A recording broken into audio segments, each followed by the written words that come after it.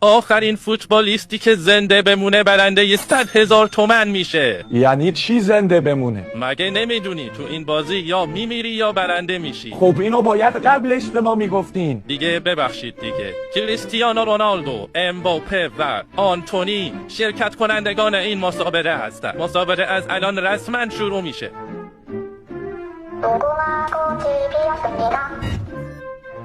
امباپه رو چرا کشتی؟ تو آفساید بود. اینجوری نمیشه. بریم VAR رو چک کنیم. بله کاملا واضحه که آفسایده. بریم برای ادامه مسابقه. فقط 2 نفر موندن. عجب زنبور بیشعوریه. برو کنار دیگه. اوه. ببینیم آیا آنتونی میتونه به خط پایان برسه یا نه. این دیگه چه آهنگیه؟ بابا این آنتونی خودش وصل شد به بلوتوث آهنگ گذاشت. و آنتونی برنده 100,000 تومن ما میشه.